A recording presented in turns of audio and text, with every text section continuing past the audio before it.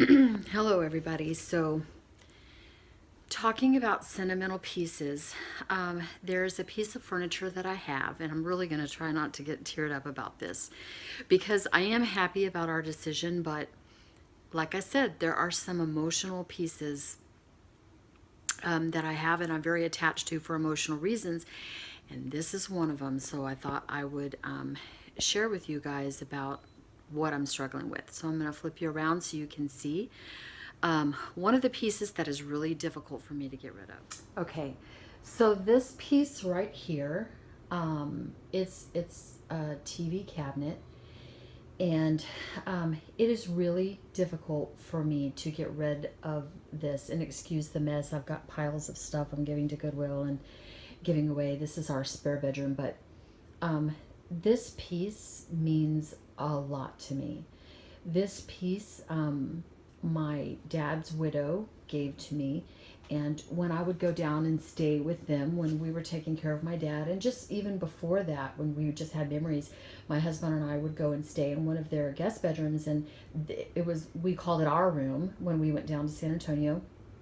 And this was always in that bedroom, and I always loved it. And after my dad died, Melissa gave me this cabinet, and so you can imagine that this is one of those things that are very difficult to get rid of because of the memories. One of the ways that I deal with this, because making the decision to get rid of these things, and Paul and I made a decision, first of all, that we're not going to store anything. We're not going into our decision to full-time RV. We're not going into that decision as maybe one day we'll go back. We're going full in. We want a full-time RV, and we have no end game. That is our end game. And we are very confident and happy and peaceful about the decision that we made. So we're not going to get storage. And a lot of people may recommend that, and I understand. We've struggled with this decision before. But we decided that we're not going to get storage because we're not looking back. We made a decision that we're very peaceful about, and we're going forward. But things like this are the difficult things to reconcile when we're getting ready to go on the road. So I'm going to call my stepmom later today, and stepmom just doesn't do Melissa justice. This Melissa was my dad's wife, and they married when, of course, I was already an adult and had all my children. But she is one of those people that I love most in the entire world.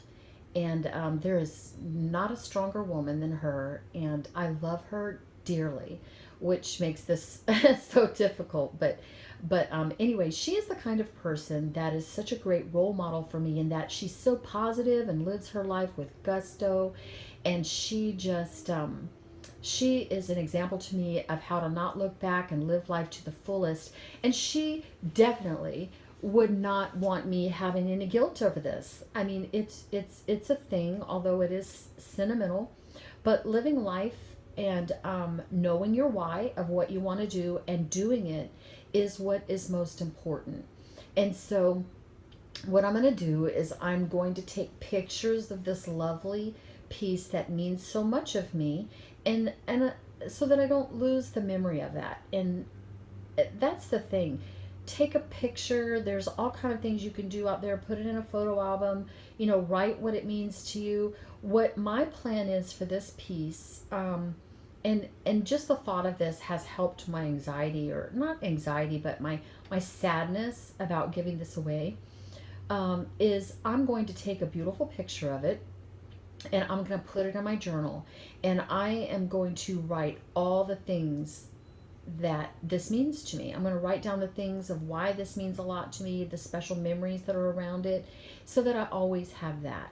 And that's the way that I'm dealing with this. And this is a piece that I'm going to give to someone in my family, someone who also loved my dad. And that also helps me because, it's they are so excited to receive this, and it's super special to them.